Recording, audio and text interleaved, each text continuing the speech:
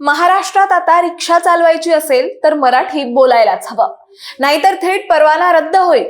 होय, अगदी बरोबर ऐकलेत तुम्ही. यावरूनच राजकीय वर्तुळात असं म्हटलं जात आहे, उद्धव ठाकरेंना मुख्यमंत्री असताना जे वर्षानुवर्ष जमलं नाही ते एका शिंदेच्या मंत्र्याने फक्त एका घोषणेत करून दाखवलंय.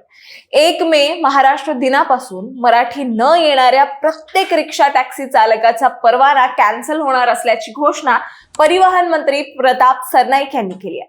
परंतु यानंतर आता महायुती सरकारमधील परिवहन मंत्री प्रताप सरनाईक यांनी घेतलेल्या एका निर्णयामुळे मराठीचा मुद्दा पुन्हा एकदा तापण्याची शक्यता आहे.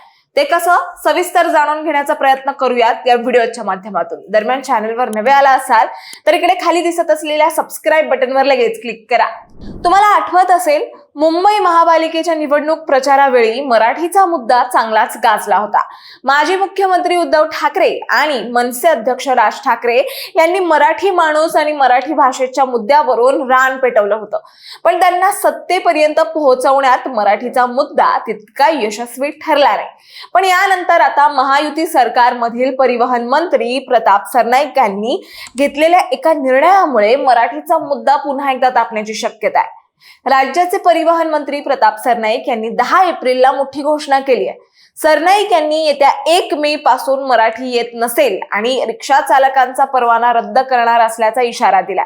मराठी भाषेबाबतचा हा निर्णय राज्यातील प्रत्येक रिक्षा चालकासाठी लागू असल्याचं सरनाईक यांनी जाहीर केलंय.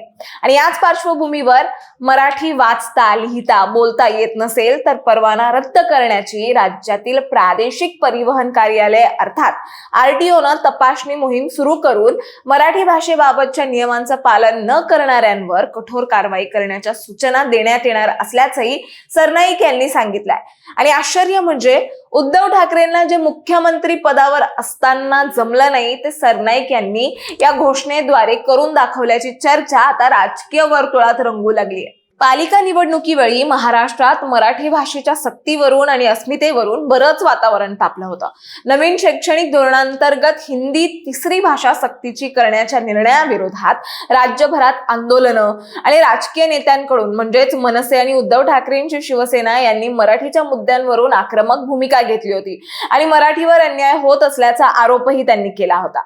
एक लक्षात घ्या, शिवसेनेसाठी मराठी माणूस, मराठी अस्मिता आणि मुंबई वाचवा यासारख्या घोषणा निवडणुकीच्या काळात नेहमीच फायदेशीर ठरल्यात. मात्र प्रत्यक्ष सत्ता हातात आल्यानंतर या भावनिक मुद्द्यांचे ठोस धोरणात रूपांतर झालं नसल्याचा आरोप विरोधकांकडून नेहमीच केला गेला. एवढंच नाही तर सद्यस्थिती पाहता राज्यातील महापालिकेच्या अंतर्गत असलेल्या अनेक मराठी शाळा बंद पडल्या किंवा त्यातील विद्यार्थ्यांची संख्या सातत्याने घटत गेली आहे. आणि अशा वेळी खासगी इंग्रजी शाळांचा विस्तार वेगाने झाला. त्यामुळे मराठी भाषेला अभिजात दर्जा मिळवण्यासाठी दीर्घकालीन प्रयत्न करण्याऐवजी तिचा वापर प्रामुख्याने निवडणुकीपुरता मर्यादित ठेवण्यात आला, अशी टीका विरोधकांकडून सातत्याने ठाकरेंवर करण्यात आली.